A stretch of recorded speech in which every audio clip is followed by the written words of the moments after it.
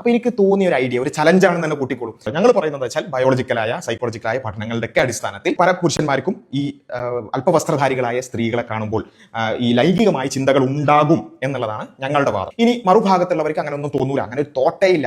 ഇപ്പൊ ഫ്രണ്ട്സ് ആണെന്നുണ്ടെങ്കിൽ അത്തരത്തിലുള്ള തോട്ട്സേ വരൂല എന്നൊക്കെ രൂപത്തിലുള്ള ഒരുപാട് റിയാക്ഷൻസ് ആണ് വന്നുകൊണ്ടിരിക്കുന്നത്. ഇനി ആരാണ് ഇതിൽ കളവ് പറയുന്നത് എന്ന് നമുക്ക് നോക്കാം. ഓക്കെ, ഒരു നുണ പരിശോധനയിൽ ഞങ്ങൾ എന്തായാലും വരാൻ റെഡിയാണ്. പുരുഷ ഫെമിനിസ്റ്റുകൾ അവരാണ് കുറുക്കന്മാർ, അവർ നുണ പറയുകയാണ്. അപ്പൊ അത് നുണയാണോ അല്ലേ, അത്തരത്തിലുള്ള ഒരു തോട്ട്സും വരുന്നില്ല എന്നാണ് അവരുടെ വാദം എന്നുണ്ടെങ്കിൽ അത് സത്യമാണെങ്കിൽ അവർ നുണ പരിശോധനയ്ക്ക് വരട്ടെ. ബാസിലിനെ കണ്ടാൽ തന്നെ ട്രിഗർ ആകുന്ന ഒരുപാട് സ്ത്രീകൾ ഇന്ന് കേരളത്തിലുണ്ട്. കാരണം പോക്സോ കേസുകളുടെ വരെ ഒരു കാരണം സ്ത്രീകളുടെ വസ്ത്രധാരണമാണെന്ന് പറയുന്ന ആളാണ്. വായ തുറന്നാൽ സ്ത്രീ വിരുദ്ധത ബാസിലിന്റെ വായിൽ നിന്ന് ഒഴുകും. അതുകൊണ്ട് വീഡിയോയിലാണെങ്കിൽ പോലും ഇയാളുടെ മുഖം കാണുമ്പോൾ ഒരുതരം അവേർഷൻ തോന്നുന്ന ഒരുപാട് സ്ത്രീകളുണ്ട്. നിയമപരമായ പ്രശ്നമൊന്നുമില്ലെങ്കിൽ ബാസിലിനിട്ട് രണ്ട് കൊടുക്കാനും അവരിൽ പലരും ആഗ്രഹിക്കുന്നുണ്ടാകും. എന്നാൽ കുറേ സ്ത്രീകൾക്ക് അങ്ങനെ തോന്നുന്നു എന്നതുകൊണ്ട് ബാസിൽ വീട്ടിൽ നിന്ന് പുറത്തിറങ്ങാതിരിക്കുന്നുണ്ടോ? അദ്ദേഹത്തിന് ഇഷ്ടമുള്ള കാര്യങ്ങൾ അദ്ദേഹത്തിന്റെ ചാനലിൽ പറയാതിരിക്കുന്നുണ്ടോ? ഇല്ല.